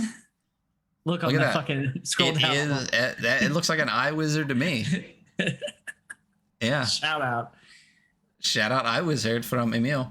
I love this. It's super clean. This is a system where everyone can cast spells, which is fine. Yeah, totally. I like it for this. But again, like as we're reading this, like you can absolutely see why I absolutely love this game, right? So here's some example spells. If the spell description contains an X, the value is equal to half the caster's will rounded up. So you have Demonic Servant. You summon a demon to complete a simple task. It disappears after a turn or when it has finished its task. There we go. There's my first spell choice because I am I am such a proxy summoning dude. Like that's so my jam. Yeah. I'm just like, if I could be a necromancer and summon a bunch of guys or a bunch of little demons to fight for me, 100% of the time. Yeah. Out here summoning dudes. One of the things I do love about this too is that it doesn't use like spell levels. You know what I mean? Like anyone can cast any of these spells. And the X just uses So for levitate, for example, so it's up to X targets can levitate themselves for a turn. And at the beginning, it says if the spell contains an X, it's half the caster's will rounded up. So if your will is 2, it's just 1. But I guess if it's 3, it would be 2. So if you have 3 will and you want to cast levitate, 2 players can. I mean, hey, good. And Emil said, if you had 1 will and you wanted to cast levitate, 1 good. You just get 1. So just an FYI, the automatic casting is when taking a turn, not a combat round. So it's basically ritual casting. I get it. Okay. Cool. So cool. So I was mistaken earlier when I said if the PC takes a full turn, because again, I have to think of rounds, turns, and watches differently.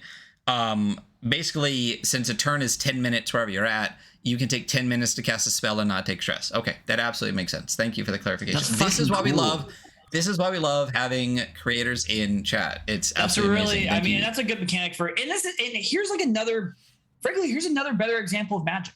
You know, like it's clean. It's there still are kind of boxes, right? The spells still do things, but it's not as boxed in as like anyone can do magic, you know? Mm-hmm. And if you take more time to do the magic, then physically it costs you less, which magic's not real, and we all know that, but there is like a certain logic that we all have in our heads about just the magic of our love, baby. That's what I'm saying. There's a certain like logic in our heads about how magic like kind of would work, you know? And I think this really follows that better than like the Dragon game. It does. I mean, and like Nave and Karen and stuff do a similar thing where they they have like a list of like 100 spells and there's no slots, there's no nothing. It's really just if you can cast a spell, and I really enjoy that. And again, that's do you have the stress available to cast it? You know, like can your body take any more stress casting today? Like, yeah, I think very much into this. As the guy who always plays the caster, I'm like, I play this game. It's good. Now, one of my favorite parts is equipment. I honestly can't tell you why, but I love inventory. I really do. It's funny because sometimes you hate it. Like depending on the system, you're like, I'm not into this management at all. Yeah. You know what I really hate more than anything is costs of items. I don't care. Oh, you hate item costs. Hate it. You hate it. I don't want 5 pages that like a donkey costs like 18. I don't care because guess what? It's in my brain, it's completely dependent, and it's kind of like acid mages. If I want a donkey in the middle of a verdant forest, like it's gonna cost a lot less than I want a donkey in the middle of a fucking desert. Yeah, you know what I mean? So like, why list a cost? Like because it's really dependent on inflation. Is 5 copper anywhere you go. You could be in the middle of nowhere where they don't even have iron, and the sword's gonna be 5 copper. So we'll get into this, and I love this. So most items take up 1 slot. But some items take up additional slots. When treasure is sold, it is converted into gold pounds, GP. They do not take up inventory slots. PCs are assumed to carry a small amount on their person to spend on small purchases. Supply. One of my 2 favorite things in this entire game is the supply. Supply is an abstract item representing basic gear a PC brought with him and costs 5 GP.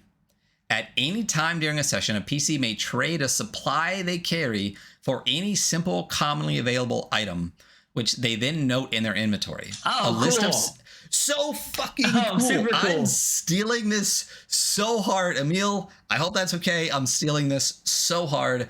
It's so easy and clever, and it makes so much sense. A list of suggestions is given below. Supply can also be used to repair armor and restore worn weapons during an expedition. 1 supply can be used to restore 2 armor points or 1 worn weapon. This process takes 1 turn. That's really clever. That takes a lot of tedium out of so much tedium. Like, you know, I got my rope with me. I got this and that. It's like, no, man, you have supplies, and then whenever you need a thing, it's just like, this is what the supply is. God, that's fucking. And you start the game with 2 supply. You just get 2 supply. And if it's 5 GP, realistically, you could just be like, okay, I have 12 slots. I'm gonna have 4 supply on me, right? And then anytime I want, favorite rule in this game so far. You know, that's what I said. That fucking and the opposed combat rolls. The opposed combat rolls and this are so clever and so clean, and I love it. I'm gonna steal this. Dude, so you can use a crowbar, chalk, caltrops, bedroll, 10-foot pole, whatever. And basically what it says is you just have supply in your inventory, but once you've chosen to use the supply to say like, I have a rope, you now have a rope in your inventory. Your supply, quote unquote, is gone, and then you just have a rope there instead. Yeah. Or you use the supply, quote unquote, for armor repair or worn weapon repair. Fantastic. And Brilliant. Each supply gives you 2 armor points back. So basically just survive an encounter, be able to rest, have a little bit of supply with you, and you'll make it to the next encounter. It's funny because you can tell that we read a lot of these games, because this is a rule that I think most of the people, when they're playing games, would read this, be like, cool, it's how it works. And you and I have just like, with like 30 games, this is fucking great. Take the premium amount of inventory supply. This is amazing. Do you know how many bad inventory rules we've read? So many. Non-supply items include weapons and armor and ammo. Right. A tent, spyglass, livestock, vehicles, basically anything that would cost more than 5 gold or anything that's specialized is not basic supplies. Basically your supplies are anything that you would find in like a Dungeoneer's pack, you know.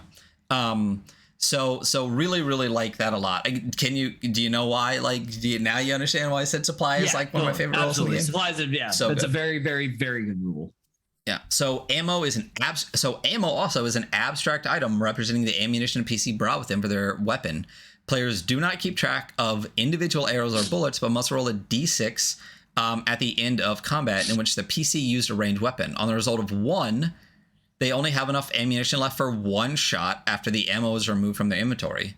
So basically, you have ammo until you roll a 1, and then after you roll a 1, you have 1 shot left. What did we read last that had a similar rule like that for ammo?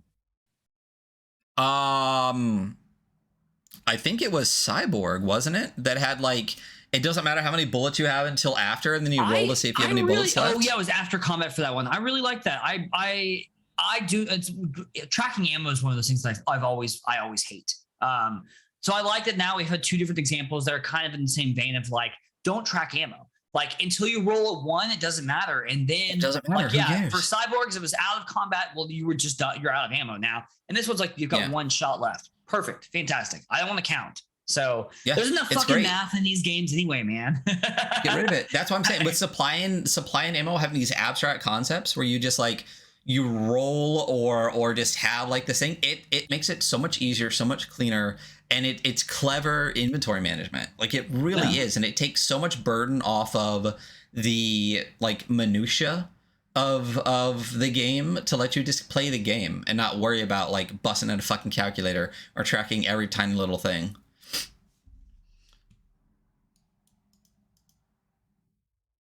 Hell yeah. What the?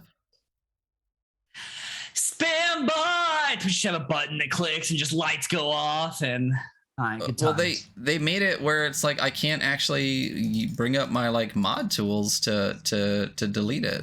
Listen, if you're watching the VOD, know that we also stream this on Twitch, and we don't often break to talk to people or acknowledge the chat, except when creators are here. And when a spam bot asks us if we want to become famous. Want to become famous by viewers, by followers.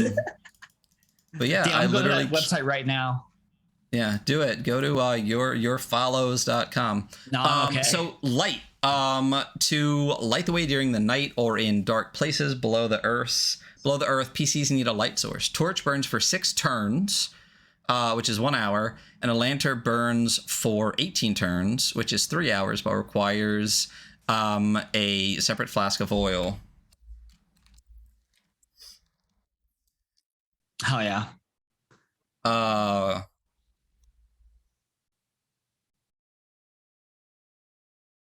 Thank you. So here's a list of weapons and armor, and also one of my favorite things on here too. Like, when I was creating my game, I don't have damage rolls in my game. I just have each weapon doing damage, and then I hadn't really seen that a ton, and then I read DURF here, and this is the same thing that I have here. The weapon has a set damage amount, not a damage roll, which I love. Because one of the things that I hate about D20s and damage rolls and stuff like that, and it's one of the reasons I changed my crit rule in the Dragon game, is if you say you damage roll like a weapon that has like D6, you can roll 2d6 and get less damage than if you roll 1d6, right? So how is that a critical at all? Yeah. So I had made mine, you just get a damage dice. So you get like, if it's a d6, you get a d6 plus whatever you roll. So you're guaranteed to get more than you would get by yourself. But I'm like, I know how, if I'm a warrior or whatever, I know how to swing my sword. I feel like I should do a pretty consistent amount of damage each time. So why make it a roll between like a 1 and a 12? If I rolled and I did get to hit, why would I then get a shitty hit? You know? So I love the idea of just having a set damage. So for example, if you have a dagger, a club, or a staff, you do 3 damage and it costs 4 GP. So there is a price list on here. It's fine. Thank you for doing that. So I want you to know that we've been recording the show since November of 2021, October of 2021, and I am for just now a mod. Well, you've been a VIP the whole time. That's true. Yeah, my whole life. Anyway, so a sword and axe or flail is 4 damage plus 1 slot, which means it takes more than 1 inventory slot to carry the sword, axe, or flail with you. It takes 2 inventory slots in order to carry that. Great sword takes up I assume, if it's plus 2, that means it's 3 total slots and to carry a great sword, which again, when you have 10 plus strength slots, maybe just 11, having 3 slots take up your greatsword is almost a quarter of your entire inventory, which doesn't give you a lot of room for spells. It does not give you a lot of room for stress. So you got to be real careful with it. But I love that it is just a set amount of damage. I love it. That's what it is. And then your armor, you have light, medium, heavy, and a shield. So your light armor is 3 armor points. Your medium armor is 5 armor points, and it takes up an extra slot. Your heavy armor is 7 armor points, and it takes up 2 slots. And then you do have a shield, which is damage reduction. So at least if you don't have a ton of wounds, if you are wearing heavy armor, if you are wearing heavy armor, it's 7 armor slots, 7 armor points before it would be gone. So NPCs and monsters and stuff. So NPCs, when you build an NPC, they have a number of things, like their stat scores, basically. So Emil said, having the set damage allowed me to move the randomization tension to the health part of the system, without adding even more rolls to the combat procedure. Exactly. I absolutely love that. It's the same reason I did it with mine. In my system, you only start with 6 wounds. So the impetus is on getting your attributes higher so you can wear better armor so that you take less wounds overall. So I wanted you to be like super squishy and need to build up your resources and armor and things around you versus having, and then being able to keep that consistent number each time lets you balance a lot easier than having like a 1 or 6 roll, because if someone consistently hits like a couple of high damage rolls, you're just shit. You're shit out of luck. It's going to pass your armor every time and you're dead. So yeah. So NPCs have a skill, which basically combines all of their attributes into one, a hit dice, which is their amount of d6s, their armor, their morale, and their possible attacks and special abilities. It has a reaction table, which is whenever you meet an encounter. There's a couple of systems that use this. It's a 2d6, which we always love. We love a 2d6 here. At least I know I very much do. The bell curve feels good. So the bell curve on this will basically generally give you an indifferent or friendly bad guy or NPC. There are hirelings. Hirelings can be hired to help the PCs. To create a hireling, you roll a d4. The little picture of the hireling. Yeah. And tell me if I'm wrong, Emil. You do all the art for the books, if I remember correctly, because I know you release art on your Patreon as well. To create a hireling, you roll a d4 to determine their skill, give them 1 HD and a weapon. A hireling has 10 inventory slots. And experienced hirelings might possess spells and higher skills. They can be hired for 1 GP per skill a day. If a hireling is hired to fight alongside the PCs in combat, they also require half a share of whatever treasure they get. And each PC can hire a number of hirelings up to their will score. So you can have a whole little army realistically if you have enough gold. I love hirelings. I think that a lot of games have taken them out because it's hard to manage, but I think it's a lot of fun. I think it's really, I think this is a really easy way to do it, and especially since it's not. Since it's not a party hireling, each individual character hires their own hireling, so it's your responsibility on top of it. There is a section here about converting OSR monsters. I'm not going to get into that. It basically just talks about like the HD system and the way that you can convert. Like, there's a lot of just like system neutral OSR bestiaries, and this gives a really simplified way of bringing those monsters in, which is really cool. And then there are a list of NPCs or bad guys here. There's a like. We'll just talk about like two of them. One is a flesh orb of Zuld. It's got 6 skill, 5 HD with 3 armor, and 9 morale. So it's kind of beastie. It's an ancient sentient computer covered in a fleshy mass that levitates in the air around its lair. So it's kind of like a beholder-ish kind of thing, but it's a computer covered in flesh. It has slam attack. Horrifying. Right? A slam attack, and it does have spell casting. It can cast a bolt, which is magical energy, and a grasp of Yanzar, which is up to 3 creatures must make a strength save or be grabbed by a shadowy hand. The other one I wanted to look at real quick is a dragon, just because it looks like it is the beefiest thing on here. So to see something that's super beefy, a dragon has skill 12, HD 8 with 10 armor and 10 morale. Holy shit, bro. They take an additional action each round. One they haven't already taken. They have a bite that does 12 damage. A fire breath that can be used 3 times a day. They are immune to fire.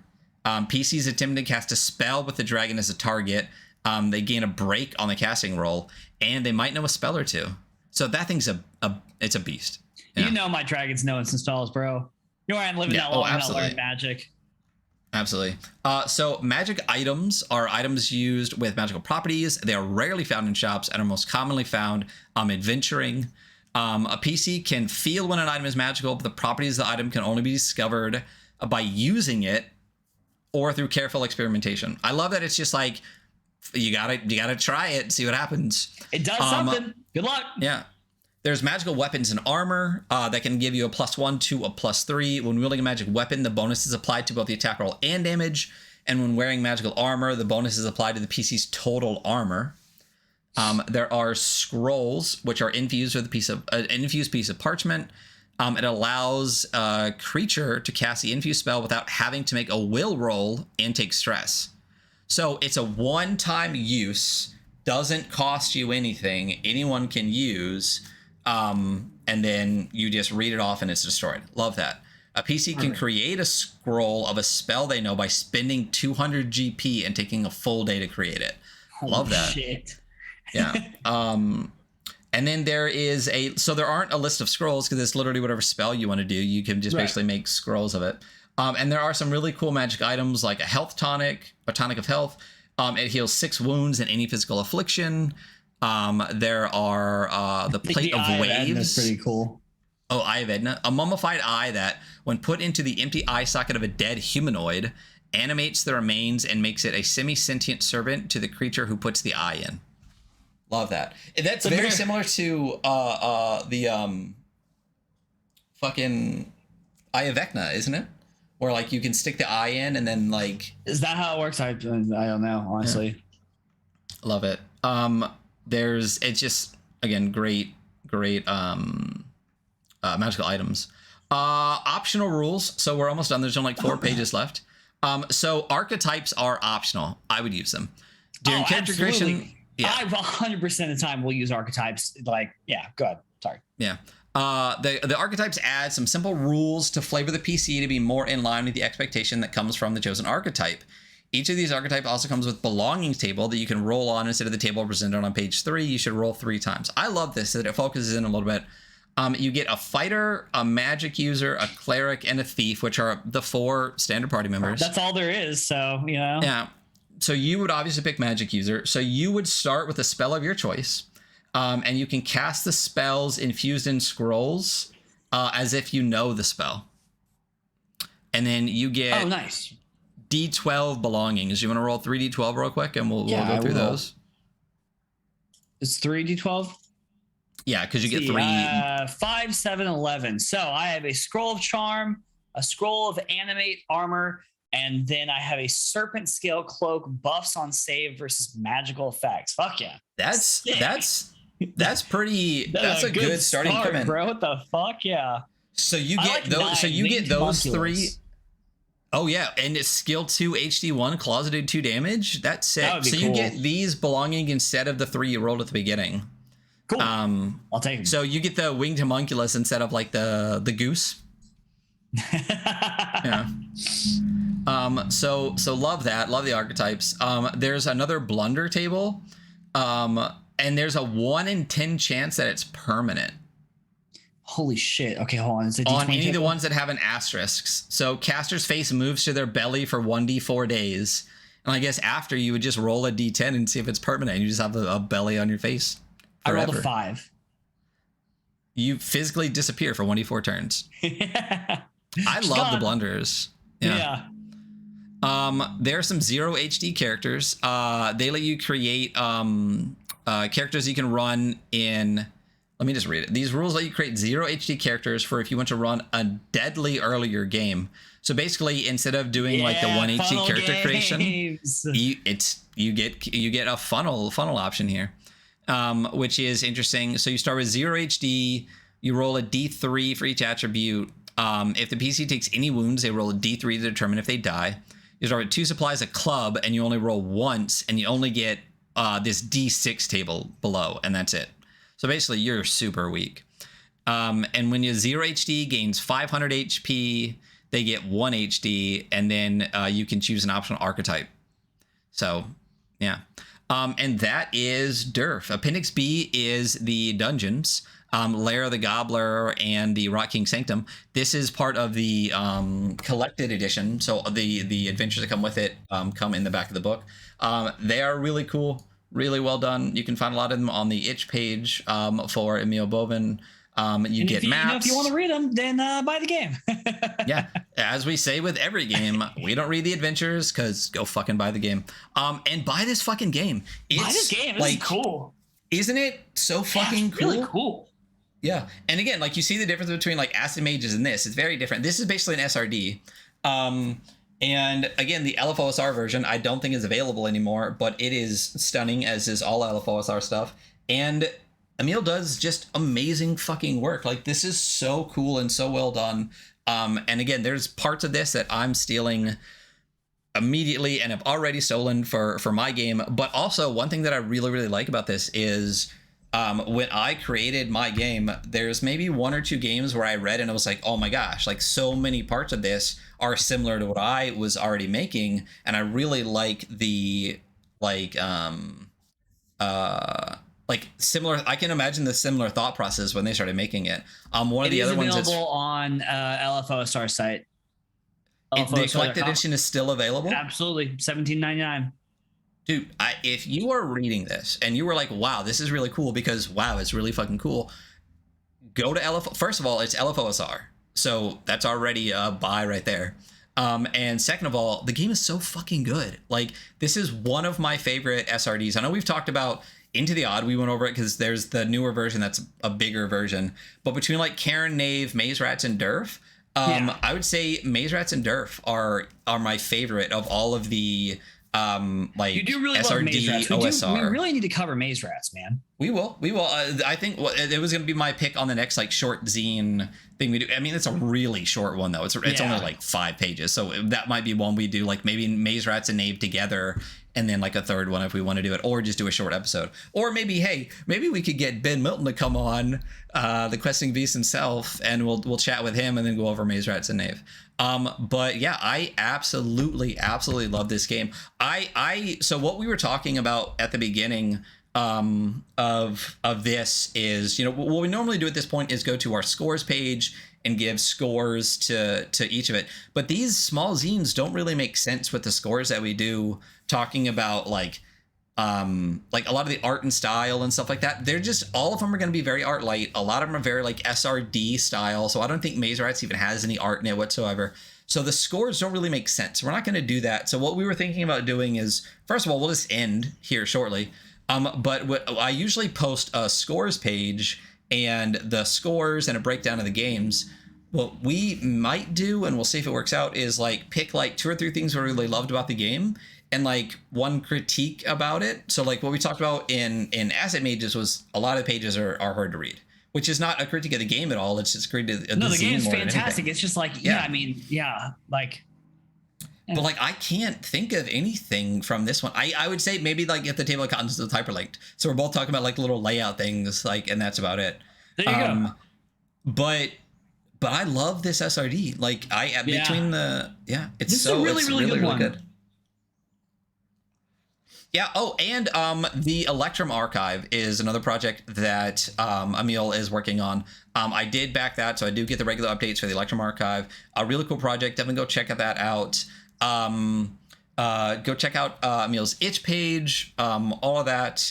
Again, this is DURF Emil Bovin, and we did Acid Mages of the Infinite Tower from Parenthesis Press. And that's our episode. We did it. That was our episode. Are we doing that's I mean I'm always terrible at ending the episode, but we're not even doing scores or anything, so I feel like there should be more here. I am. So all right, how about this then? Follow our socials. If you're watching, they're below us. The.weekly.scroll on Instagram. That's where you'll get all of our announcements for what we're doing next. I also do post the like story bit the day before on Twitter, but if you want to find a couple days before, you'll find it on our Instagram. You'll find all of our old scores on our Instagram. You'll find all of the breakdowns for the games on our Instagram. Our Twitter is weekly_scroll, but the YouTube is the Adventure Archive. That's what we stream on. We are part of the Adventure Archive. Go sub to our YouTube. It would help us a ton. Yeah, absolutely. We really appreciate that. We have been getting a bunch of more subs lately. I don't know if we hit the algorithm. A lot of people are loving Death in Space too, but that helps us a ton if you just go subscribe to our YouTube. And Emil said the free version of DURF is available on their itch page. So go to itch.io, search Emil Bovin or DURF, get the free version of this and play this fucking game. This is immediately like right near the top of my list of games that I want to play. I'm moving. This is a really, I go very much back and forth with OSR. I like a lot of the OSR stuff, but sometimes it gets a little granular for me. And this is a really, really good level of this NSR OSR for me. Yeah. It's pretty much as much as I want, you know?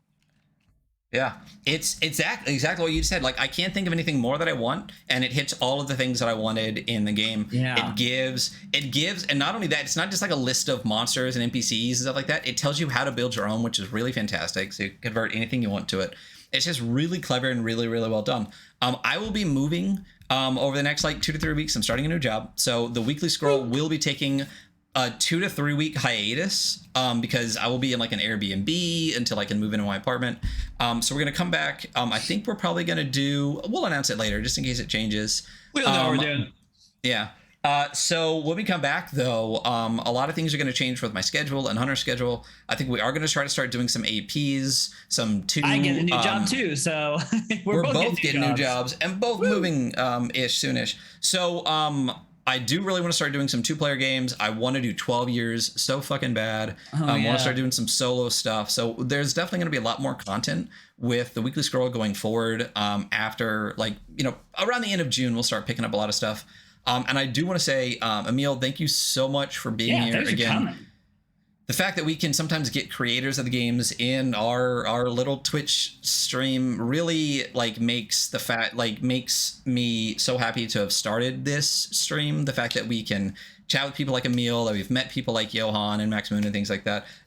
It's amazing feeling to read a game that someone created. Yeah.